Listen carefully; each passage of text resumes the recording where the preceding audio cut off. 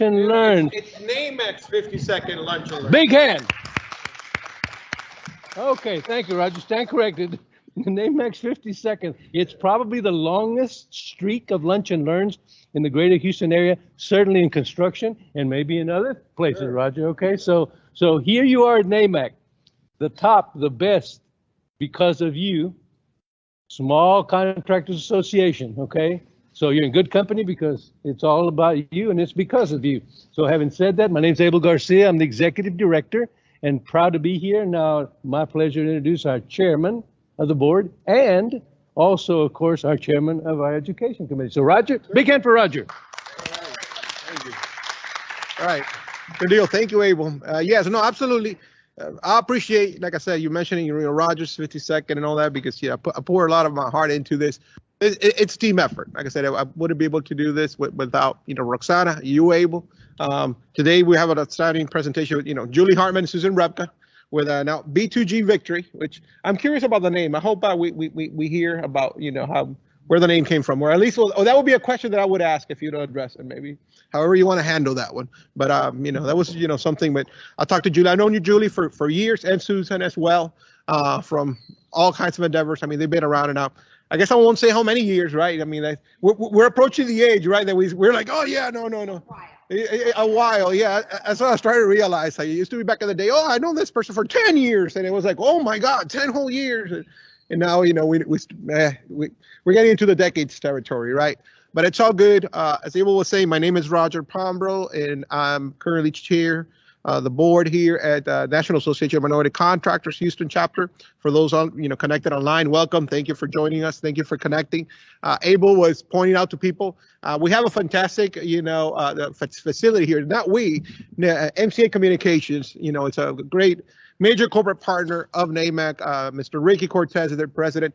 I have the distinct honor and privilege of serving alongside him on the board, on the NAMC board. He is currently our executive vice chair. So if anything were to happen to me, we're in better hands. Mr. Ricky Cortez will step up. It's I just remember when it's like Karen took over and then Ruben took as chair. Then he asked me to be executive vice chair. I said, like, Ruben, I'll be looking after your health. It's like because at that time, I mean, it was like 4 or 5 years ago. Probably 4 years ago, and I was like, we have a lot of work to do. So it's one of those things. But also, and I always like to point it out. And we've had a very, very long streak here at NAMC of a lot of continuity. A lot of board members, everybody joins. They stay along for the ride, and we all do our part. So I'm just looking to be part of this great effort and to take it to better places. And then whoever, Ricky or whoever wants to do this, and take over, we'll continue to do great things for our members. Okay. And speaking of great things for our members, next Thursday, 8 days from today, March the 10th at the Sheraton Brook Hollow. Is that what it is? It's like somebody asked me 610 and 290. That's Sheraton right there. Be there. It's sold out. I mean, we're out of booths, we're out of tables, we're out of everything. Of course, attendance is free. So now what we need is for everybody to come out. If you want to meet Houston's premier prime contractors and owners, they're going to be there. Okay. Now I can say that because it's not only the booths got sold out, but they got sold out to the top of the top, to the very best prime contractors. Okay. I don't want to go names because they'll start mentioning some, and some I remember because they're my clients, but some others aren't. But this is ENR, top 20, quality. Everybody that has work of significance is going to be there. So if you want to be able in one morning to hit everybody up, that's what you want to go. In construction, I was just talking to one of them that's going to be out there, and these are people that got a lot of work at Metro, the airport system, at the Port of Houston, at all the city departments. And like I said, we're bursting at the seams. The city is, okay? And I hear the entire Gulf Coast region, okay? So these are folks that already have a backlog of billions of dollars, okay? I mean, billions with a B in some of those cases throughout the region, okay?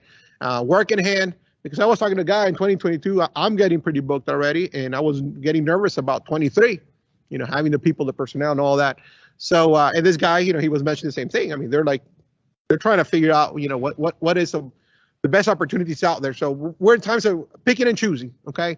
So pick and choose wisely. Come out here, meet all the prime contractors. They're going to have all the big fat contracts. They're going to be needing, participation. They're going to be needing quality contractors such as ourselves, such as NAMC members. Next Thursday, at, what is it, 8:30 in the morning, 9 in the morning? When are we opening the gates?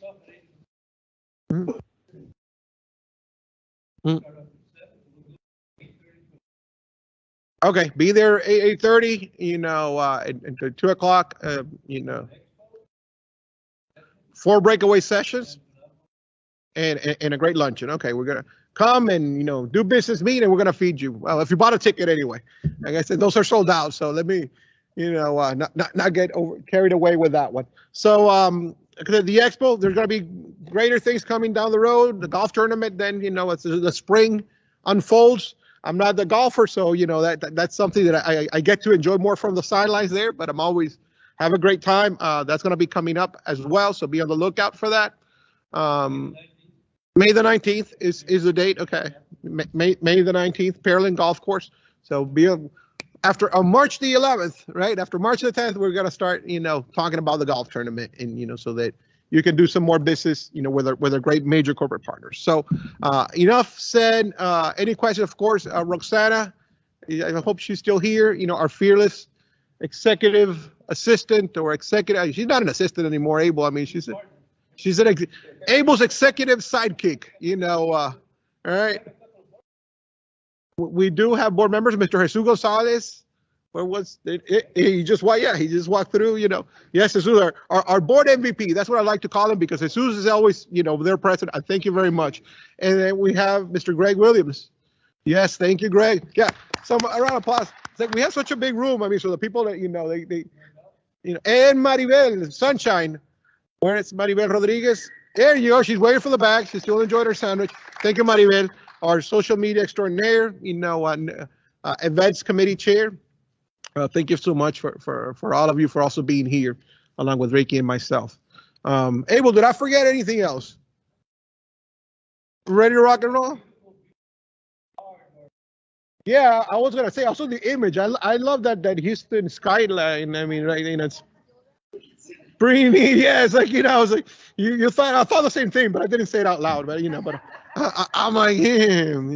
No, it's funny. I was working with Roxana probably a few months ago, whatever. And I was looking for a burgundy Houston skyline. There's a whole thing about colors, and she's not here to pick on me or whatever. But I'm always looking how to sharpen things for NAMC and all that. But it's all good. Very well, ladies. Susan Revka and Julie Hartman, thank you for being here. The floor is yours.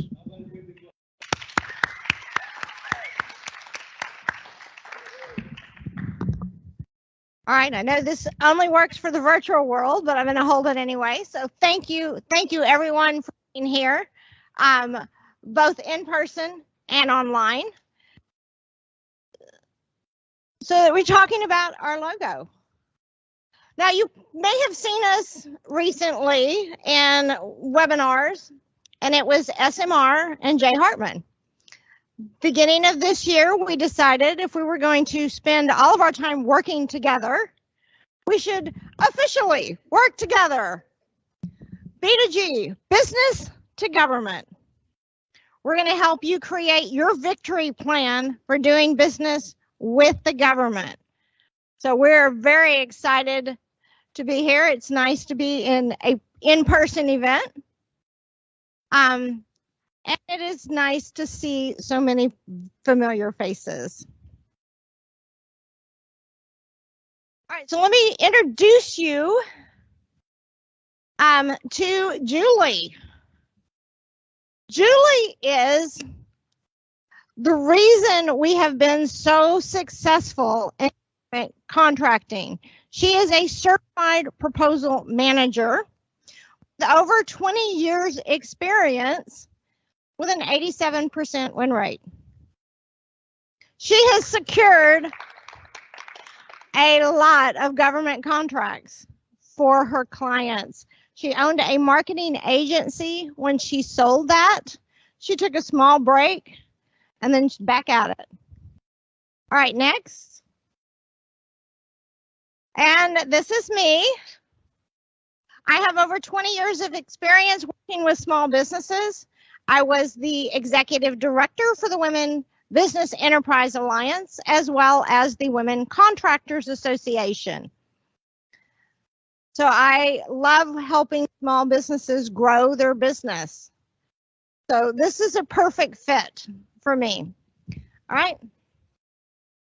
And our other team member is not here in person, but she is online with us today, and she's going to be dropping information into the chat for those that are out in the virtual world. One more. I was just saying, that's me again. So Emily has been with us for just about 4 or 5 months, but we've known her and worked with her for many years. She has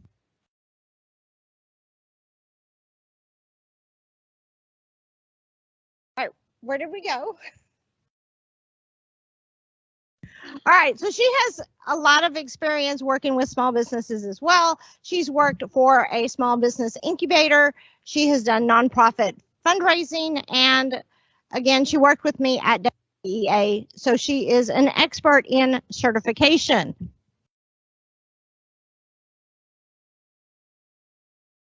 Her name is Emily, and she's right there. No.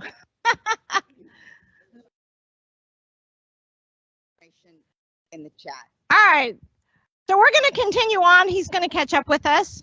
Government contracting is opportunity. Opportunity for you. Oh, there's Emily.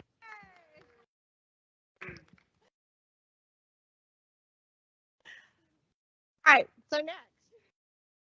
And this is our information. Emily is dropping it in. If y'all want to grab a screenshot, everybody get your camera out, take a picture.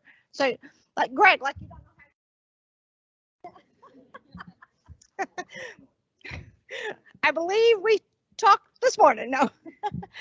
This is our contact information as well as all of our social media. Opportunity. It's opportunity for you to grow your business.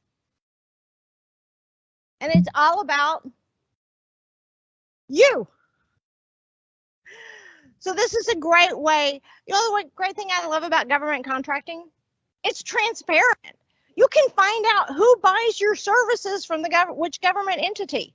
All you do is a little research and you know. So this is a great way for you to build your business. All righty. And so today, go ahead and advance to the next slide.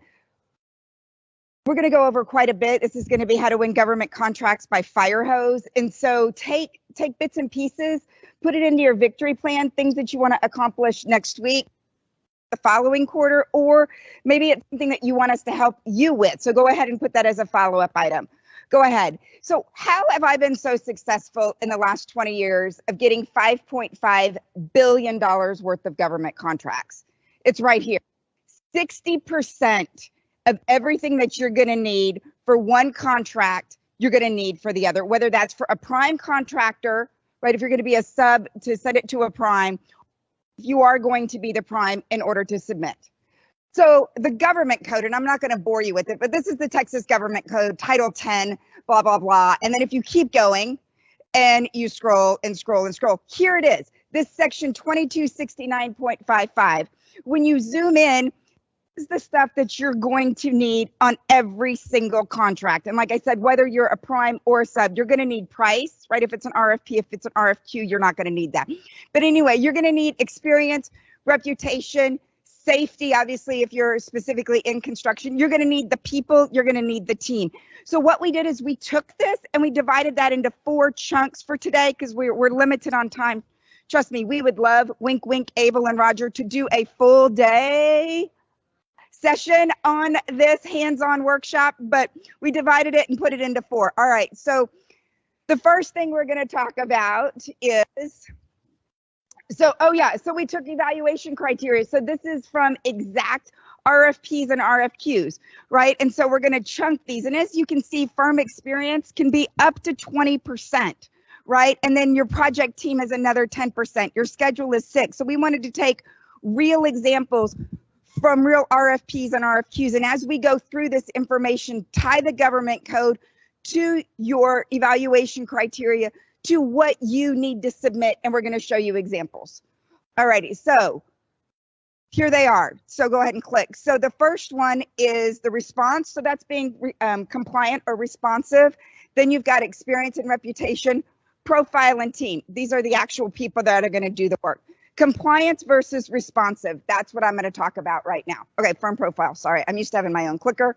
Experience, and then the team. All right. First thing we're going to talk about is compliance versus responsive. All righty. So 50% of all proposals are thrown in the trash. Not literally, figuratively, but legally they can't chunk them. So they all go in a box. They don't even get looked at, regardless of how many hours, how much time, how much money you spent on everything. If you're not compliant, you go in the trash. So for example, if you're interested in doing business with the University of Houston, if your hub plan is not compliant, they won't even look at your proposal. They don't care. If it's not correct, it doesn't even get looked at. That's why they have you do your hub plan separate. The hub team looks at it, then they give the check, then it moves on. All righty. If you don't turn it in on time, those types of things. So you have non-compliant, but you want to be responsive. So like I said, when you're non-compliant, you're not following the instructions. I know sometimes it doesn't make sense why they want things in a certain area. It doesn't make sense why they're asking you to repeat things in one section in another. You have to follow the instructions. And many times Susan and I were together. I'm like, here, come here, look at this one. Why are they asking for this? I don't know. It doesn't make sense. So we ask the question, right? But we make sure whatever they ask for, we put it in there. Even if there's a tab and there's one piece of paper behind it, go ahead and follow the instructions, because if you don't, you're going to be non-compliant. And exactly like Sam said, then you're out of there. And it makes sense because it levels that playing field, right? So it gives the small businesses equal playing field as the prime contractors. And it also makes sense if you can't follow instructions at this point in the process, then what other instructions are you not going to follow? And if you can't follow instructions, then why do I even want to do business with you? These are our rules. And if you want to do business with us, then you need to follow these rules. And if you do follow these rules, well, then we'll be more than happy to give you $1 million contract. Okay, right? All righty, you turn it in late. Well, we all know that that doesn't even happen. Like, it's not even there. So you've got to make sure to sign all of the forms. When you're doing your responses, start with the forms first. Does a couple of things. Does like a Jedi mind trick on yourself, right? Because you're making progress, right? So when you're in that home stretch, it doesn't seem so overwhelming, right? So do your forms first, and always do your forms. Now, all of these forms and stuff, like we saw, it could be worth up to 2 to 25 points. So when you're responsive, that means you already have that relationship. You understand the client's needs. You've listened to maybe the board minutes at the City of Houston. You've actually gone to the port and talked to the buyer at the port. You really understand the needs, right? And you're catering your response to them or to that prime, right? Because 60% of it is the same, right? So take that time in your schedule, block out next Tuesday or the following Monday to sit, whatever time works best for you, and figure out, what do they really want? What are their pain points? How are you better than the competition? Because if you just put in a bunch of can, blah, blah, blah, blah, blah, guess what? Your competitor's going to say the can, blah, blah, blah, blah, blah, right? So you've got to take the time. And also, back to taking the time, be concise and compelling. I'm an evaluator and I have 10 proposals to review and they're 10 pages each. My eyes start crossing over, right? So if you can get your point across and be concise and compelling in fewer words, the evaluators are going to appreciate that. If you can go back to that scoring evaluation and in every single session, make sure that that evaluator can give you those maximum number of points on the first page, I guarantee that you'll get more points. If you can answer that on page 1, why do I have to read the rest? I'm going to give you all the points. All righty, firm profile. This is still me. All right, firm profile. So this is about your firm, right? This is why they should choose you, right? And this can be up to 14 to 16 points. So now we're almost at 40% points of your proposal, right? This is your scorecard. So your firm profile, the easiest and best way to get those maximum number of points on page 1 is to do with the by the numbers. What is your EMR rating, right? How many years have you been in business? How many crews do you have? How many projects have you successfully completed?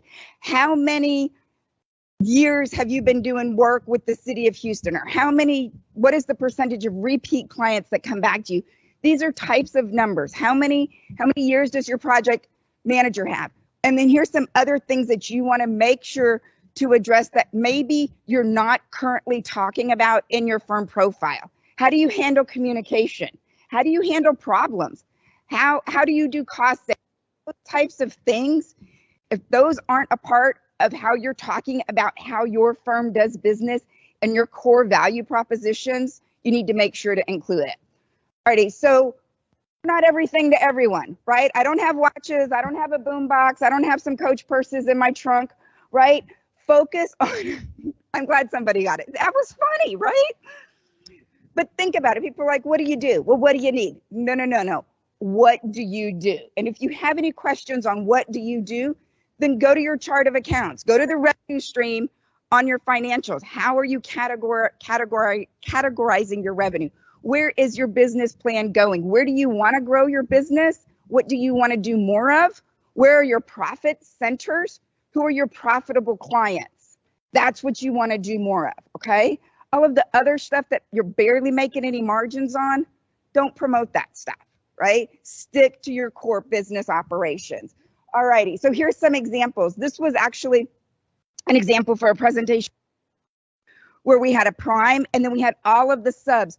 So your role as a certified subcontractor, regardless of what certification you have, is really important. So when a prime contractor asks for your logo or asks for these types of numbers, you count and you matter because these all total up, right? So here's an example. This is pretty impressive, right? At quick glance, you're like, okay, and you know what these numbers communicate? I minimize risk, right? Because nobody wants to take a chance on somebody. Just do that at quick glance. Go ahead. And same thing here. So the next one. So these are the people, the licensed professionals. We've got a bench, right? And that's fine if you don't have a whole lot of people on payroll and if you don't want to have a whole lot of people on payroll, right? Then what are some additional resources that you can lean on? What are some strategic alliances? What are associations like NAMC that you're a member of that if you need reinforcements, you've got it? Alrighty, here's some actual pages from some proposals that we wanted to show you. It's important that y'all see what we're talking about and see how we apply it, right? And so these are actual 2 pages of firm profiles from proposals that have won. We talk about your county experience, relevant on-call. So if you're doing job order contracts, IDIQs or calls, talk about how many you've done and your disciplines. There's the numbers, there's the municipal experience. This was specific to DFW, so we called on the area, right? And then here's another one. So our clients, 95% of our clients repeat work. And listed them, right? You don't have to sit here and go through and read every single one, but you're like, wow, that's an impressive list, right? So you have to say how awesome you are. You have to articulate why us. Your mama's not there next to the evaluators to tell them how awesome you are. So be bold. Don't say, I mean, it's a pleasure to serve you. We are the best choice. We are the best value. And here's why. And you need to make sure to put that in the first sentence of your cover letter. You can thank them for the opportunity at the end, but I guarantee you that your competitors, their cover letters and their firm profiles are going to talk about how honored they are in the opportunity. Be different, stand out, and be bold. I think there's one more. Nope, now it's Susan. All right, so now we've done our firm profile. Let's talk about the experience that your firm has done. What projects have you completed that are similar in scope? You can't just put any firm project in there. It has to be one that matches the scope of work. All right, so this could be 19, 20 points. That's a really good chunk. Relevant projects, and read the RFP or the RFQ. Some of them have a limit of the last 5 years. Some of them will limit the number of projects that you can put in there. They want you to put your top projects in there. They don't want to go through 40 project sheets. Concise. All right, project sheets, one-sheeters, fact sheets, sales sheets. You can actually use these to go out and market your company. Past performance, all of those, we kind of call them all of that, but basically it's your relevant project experience. So this one, you can have 3 relevant projects. Whew, that's not a lot. You got to pick out the best ones. One above it, have you done business with this particular entity? So you get extra points if you've done business with the entity. All right, so how do you know the scope of work? Right, you got to pick out your best projects, got to match the scope of work. How do you find the scope of work? Well, it's written in the document. It basically gives you the project background, the overview, and what your company will need to do if you win this project. So this is actually the Gregg County parking garage, and they laid out the entire scope of work. So there's some ways that you can make your project sheet sort of stand out. So the evaluator is going, okay, we need to see if they have all of this experience that we have listed on the scope of work. So let's make it really simple and do what's called a hot button. So this is what the company needs to have to win. This project has 5 of the 7 important factors. Now, not every project is going to check every button, but by the time they get through your 3 to 5 projects, they will see that you have experience in all 7 areas. All right, this is the parking garage, and we have their hot buttons listed right across the center to showcase they have done, this particular project has done everything that they're looking for. It has the office space. It's a parking garage. They did some community involvement. There's parking. Kind of important. So this kind of lays everything out. This project sheet was actually printed on 11 by 17, and they could fold it out and get the full view of it. We are seeing more and more government entities ask, what were your challenges? Tell us what the challenges and the solutions, or what did you do differently to save the client money? You can actually pull that information right out there. We are construction in Houston, Texas. There are challenges. It rained for 2 weeks. We could, right now, getting supplies is a challenge. What are your solutions that you provided to make sure that your construction project is on time and on budget? All right, if you are showcasing some of the plans, go ahead and list what each, like with this floor, what each floor of this is. So if you're familiar with the Jones Carpet building on 290 and the Beltway, it's the new TechStop building. That is the floor plans of what is in that new TechStop building. So we made sure to pull that out of what is on each floor so they could see that it met the requirements. All right, now let's talk about the people.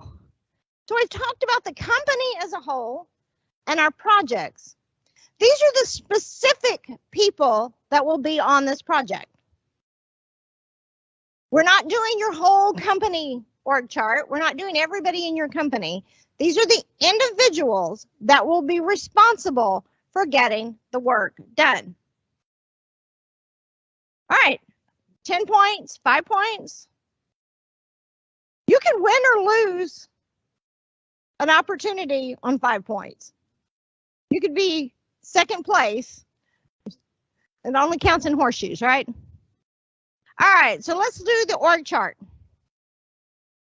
So we want to give them an overview of who all they're going to see, who the project manager is, which is the single point of contact for that entity.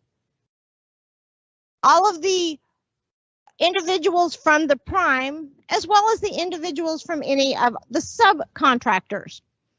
So this is a traditional org chart. On this one, we broke it down by disciplines. So they know which companies will be working in each different TxDOT pre-certifications is how that's broken down. Here you can clearly see who is the prime, sort of teal color, as well as the subcontractors in that cranberry color. This is one of my favorite org charts. This is a radial org chart. And what this shows is that the subcontractors are also communicating with each other to ensure this project is successful. They're not working in silos. They are a team. And here is a very similar one that does the same, has the same kind of communication and the breakdown. So there are different ways to showcase your company, but what you want to do is you want the evaluator, as soon as they open up this section, to get an idea of who are the people. Now we're going to introduce you to my friend Joe. Joe plays many different roles. His role at the company is he is vice president and a principal at the company that he works for. That is not his project role. In this particular project, he is just civil designer. Sometimes he is the project manager. Sometimes he is principal in charge.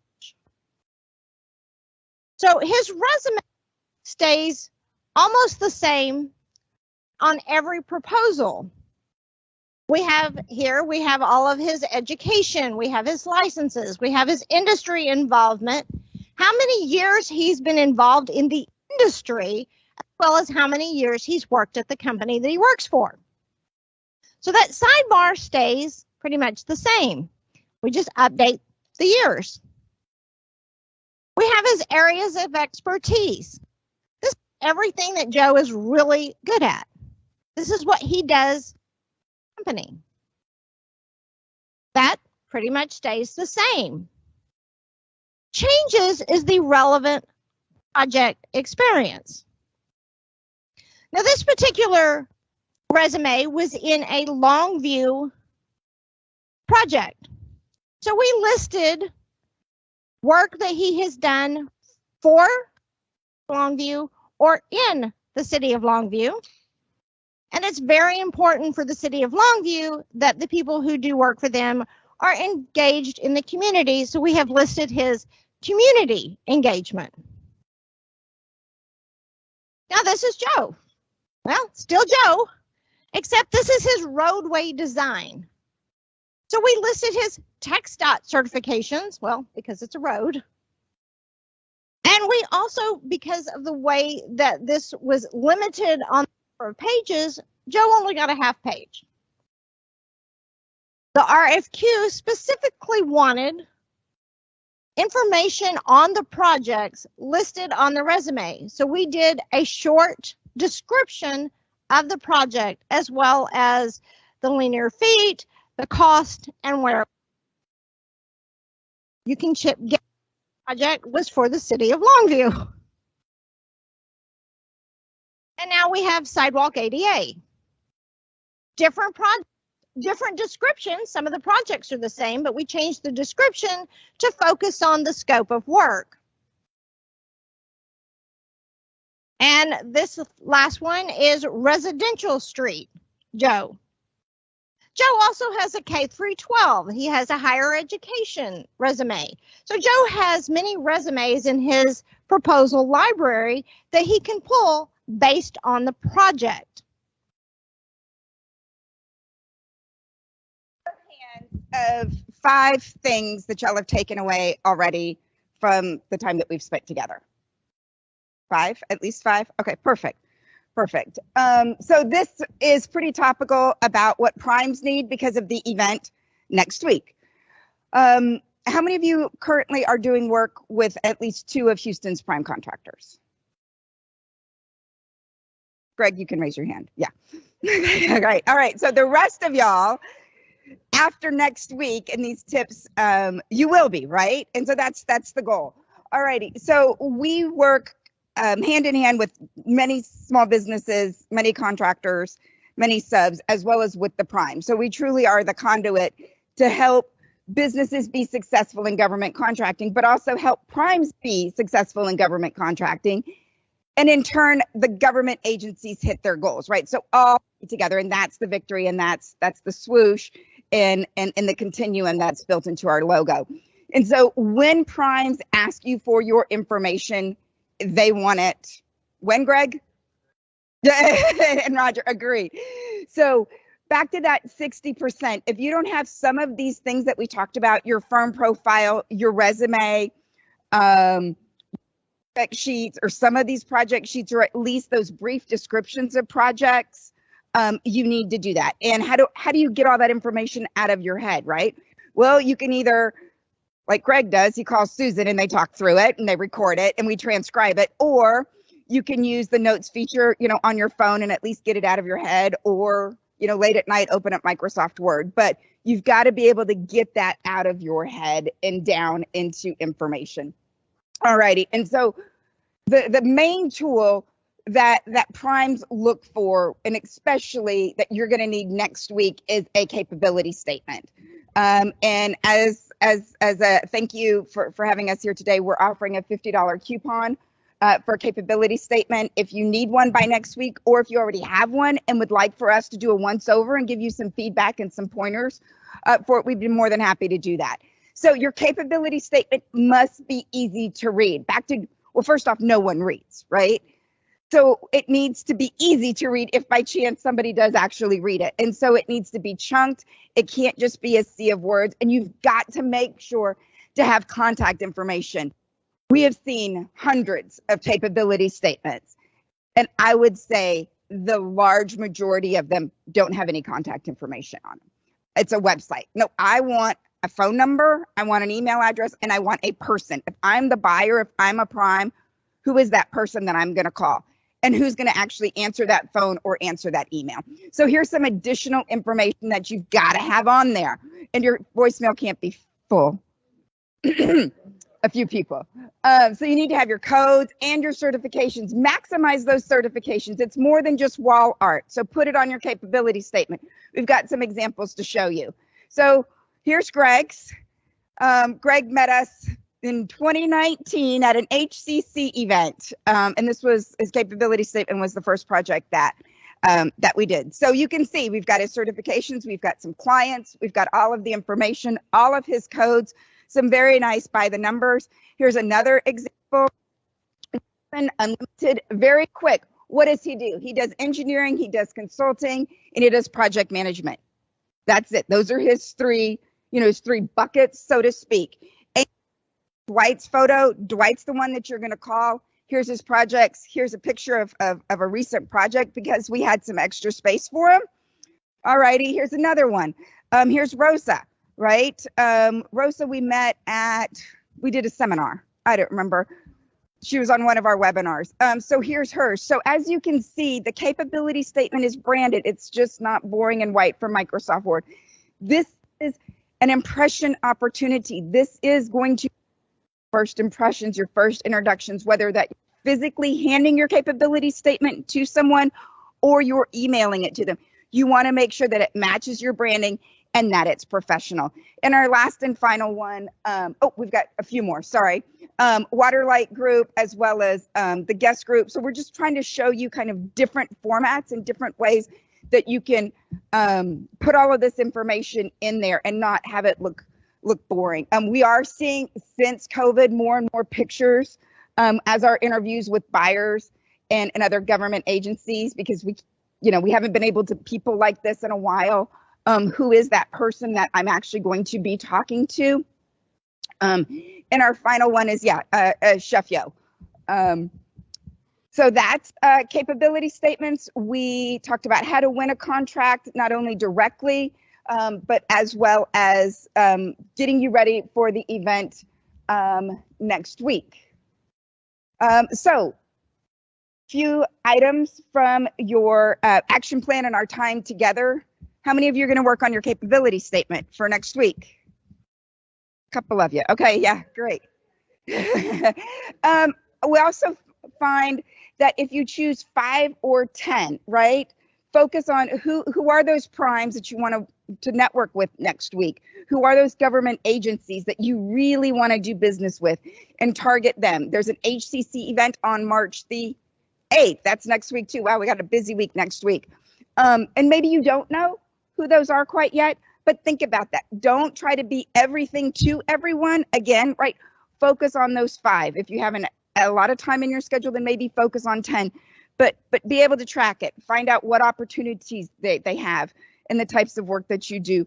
What contracts have they been awarded under your most recent NAICS code or your NIGP codes? Who's the buyer? Who are the primes that hold those large contracts that you need to get in front of? Those are the types of questions, and be very strategic about your business development and your capture management, and then follow through with a series of tactics. Review your materials. If there's a typo on those, if you need an extra set of eyes, just send it over to us. Send it to hello@B2G Victory, and we'll look at it, and then we can put together a plan for you.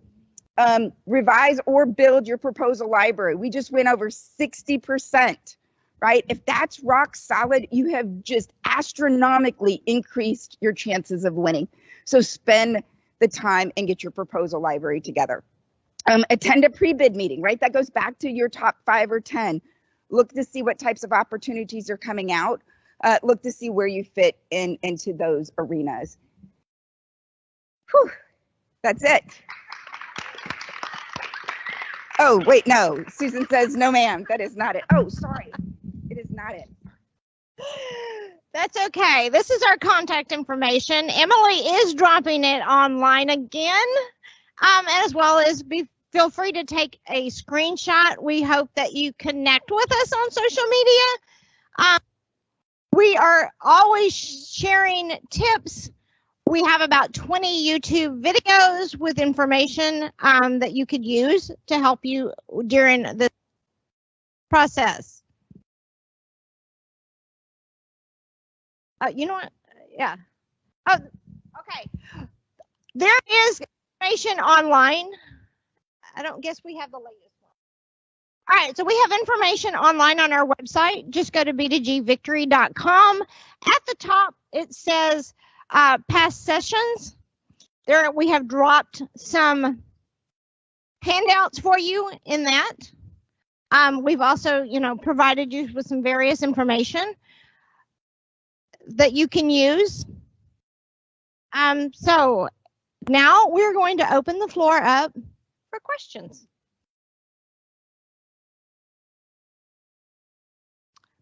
There we go. We have a question.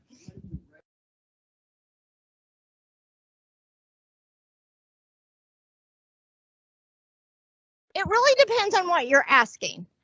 So we have set pricing for some things, and we have hourly pricing for others. For a capability statement, it's $400 normally, and you've got a $50 coupon, so it's $350. If you're looking for proposal work, it's going to depend on the proposal and how long we think it'll take. It's an hourly rate of $175 an hour.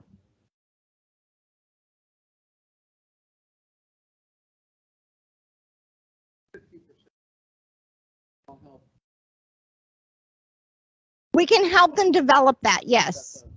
Right, so we ask questions, we write, we go back and forth with it to get it to where it fits your company, and it's still your information, but we're going to wordsmith it. You can use it over and over again. Exactly, Sam. You're exactly right. So that 60% is an investment in your proposal. And once you've got that rock solid, you're able to win. Because you only have like a 2-week notice, right? So you've got 2 weeks to respond. If you have some of this work already done, then you can respond faster.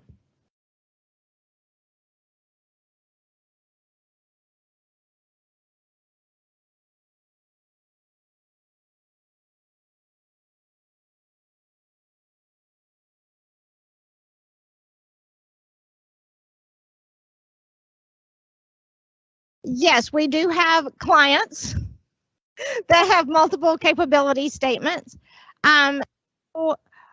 We went over like some of Johnson and Pace's work. He's done did the parking garage. So they have some that are geared toward just K through 12. They have capability statements that are just K through 12. They have capability statements that are just geared toward the survey services. Greg has his normal one, and then he also, because he just recently won a tips contract, he has one geared toward tips, so that he can market to those specific entities that use tips. Thank you, Greg. And I am also his speaker. I have him booked for speaking engagements. If y'all like to engage Greg, just contact me.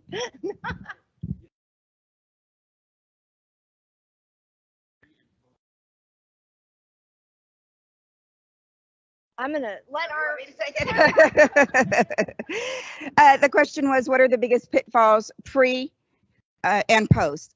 So for pre, I would say not having a strategy, not having a capture plan or strategy, and not identifying your top 5 or 10, because you'll be driving or somebody will call, oh, I've got this great opportunity. I think you need to go for it. It's this proposal and it's due in 3 days. Right. And then you drop everything and you scramble to get that done.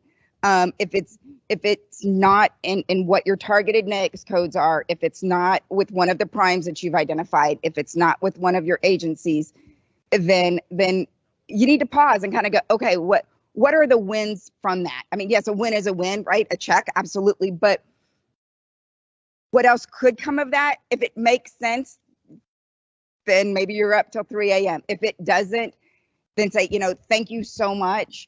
The next time an opportunity comes up, great. Not having your proposal library, right, together and scrambling at the last minute to throw stuff together. Because I've been on all of the sides. I've been on the putting it together side. I've been on the evaluator side. I've been, and you can tell.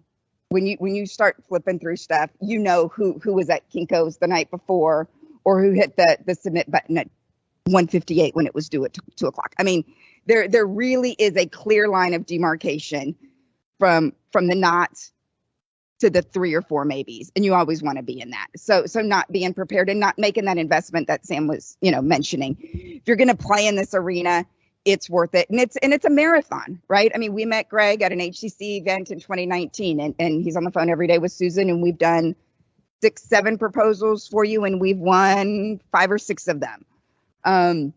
So it takes time, but just like anything, if you put forth the investment, it does play off long term. Did I cover that for the pre?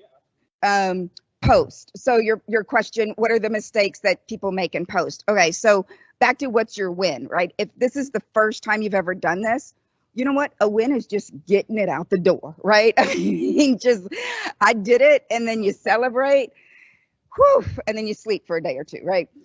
So that's a win. But another win is, and I don't think enough people take advantage of this post part, right? And some of this post goes back to the pre. So post, you submitted it. Whether you won or not, get a debrief and a bid tabulation, right? That tells you who else is playing in your sandbox. And even if you did win, who's right behind your tail, right? And that goes back to the pre. You identify your top 5 or 10. I want to request, because it's open records, who currently holds this contract. I also want to request a copy of their proposal. right? Because you can get it, or the pricing, or who else bid it. Port is great. You can go to Port Houston and they have everything there. Also, who attended the pre-bid meeting? Maybe the opportunity's closed, right? And that closed 2 weeks ago. Snap.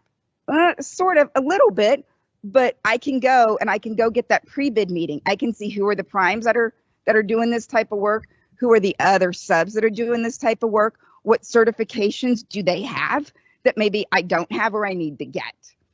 And all of their contact information, exactly.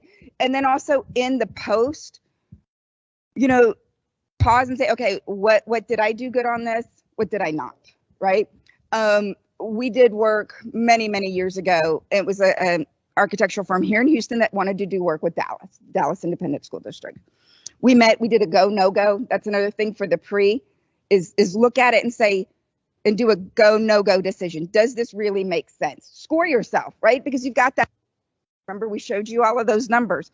How do I think I'm going to score? And be honest with yourself, right? If I'm going to score an 82, well, then that's my 82. The decision is, am I going to move forward with that 82? And what is my win? So back to that company. So one of the requirements was you had to have done work with DISD. And they didn't, right? Well, how do you get work if nobody gives you the chance to do the work, to get the chance to do the, that's so frustrating, right? Well, that was worth 10 points. So we already started at a 90. They moved forward. I was like, here's my invoice, because we were eyes wide open. They didn't win it. It was an IDIQ. They chose 3. They were number 5. But what did happen is after the post, we were very professional and asked for the bid tabulation and the debrief. We said, look, we really want long-term to open up an office here in Dallas. And he said, okay, so how we handled ourselves on the professional level and handled that process, then every month they kept following up. Is there an informal opportunity? Is there a small project? Is there a prime who's not hitting their goals? Is there, and at about month 5, it popped. And they got a $12,000 contract. So it wasn't the big shiny, one that they wanted, but it was a contract. Their foot's in the door. Hey, I'll take a check for $12,000, right? And now they have experience, right? Next time around. So a win, that immediate win isn't always the long-term win. So take advantage of as much post as it is pre. Final question. Yes.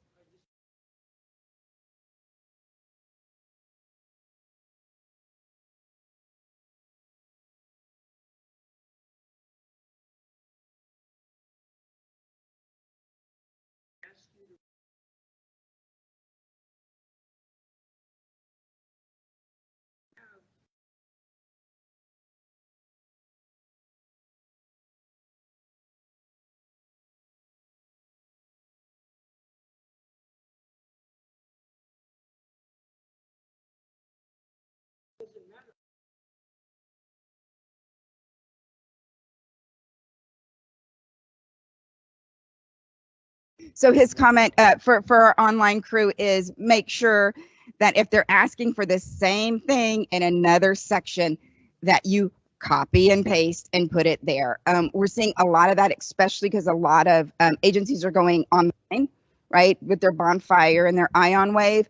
And what's happening is different people are scoring different sections, right? And so if I'm evaluator and I'm in charge of this section and it says see such and such section or see page 6 or whatever, I don't have the time. If you didn't give me what I wanted, where I wanted it, guess what you get? A 0, right? So yeah, make sure. Yes.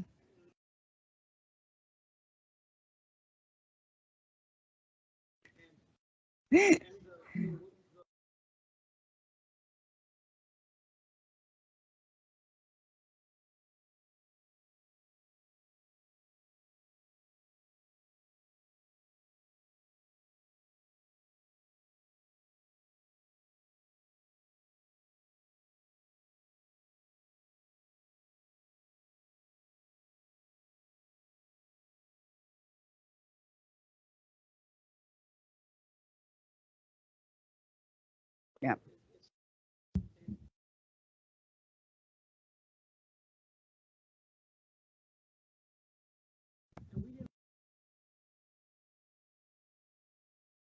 Thank you so much.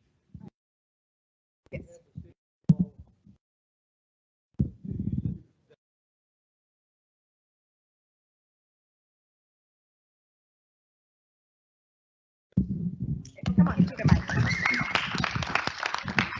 So the people online. We love the colors. By the way, at NAMC, we are number one, okay? So that you can say, we visited the number one construction, right? And so because we're number one, we do very few emails. We, like you, do everything in a picture and we send a text message. Okay, so we're trying to be better at what we do. I only saw one thing wrong with your website, by the way. I'm a very frank person. I'm like you, right? To the point. You're missing NAMC on your logos at your web page. Okay, this is the second time. This is the second time you presented. We'd like to see it on there. Thank you. I'll pass the microphone to the city of Houston. Hello, everyone. My name is Tisha Coleman. I'm with the City of Houston Housing and Community Development Department. So our department of the city is the, oh my goodness. Okay, sorry about that. So our division of the city, we actually focus on community development, developing our communities, and the best way we feel we can do that is by empowering our smaller businesses. So very short, we have a program that is called Section 3. Once you are certified as a business concern, it will give you certain benefits over your competitors. So these ladies are preparing you to get those proposals or to get those projects and to get your proposals and everything right, your offers right. But we can actually offer you an additional benefit. So what do you do if two of you are equally qualified? Okay, so if you are Section 3 certified as a business concern by federal policy, you would have to get that proposal over the other one if you were equally qualified.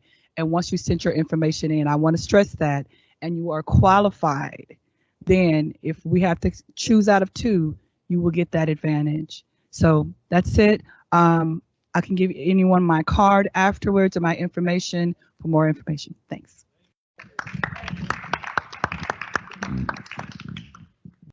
Close this out.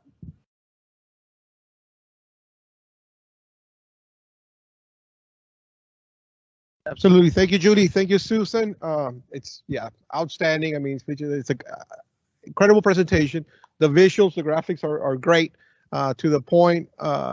Exactly. They're telling you how to win more contracts. Okay, that's the name of the presentation. That's I loved it. I remember when I heard it the first time. This presentation, they did it once before. It's been like 2-3 years, and I've been just chomping at the bit. And when we were gonna have the next chance, and I'm glad it came. And it came at perfect timing, just ahead of the conference, so you can all polish up your, talk to them. Don't attempt it at your own peril. But of course, if you want some sound advice, NAMC is bringing those resources to you, which is what NAMC is all about. So I don't know. I'm ready.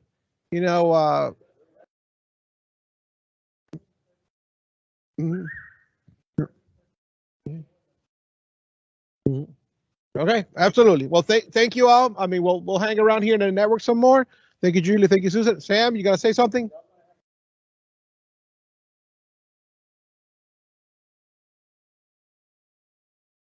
Yeah, they'll be around. That's what we got them ahead and all that. But it's all good. And like I said, I did hear, like I said, there's gonna be opportunity. We'll talk some more. We're always talking about additional workshops.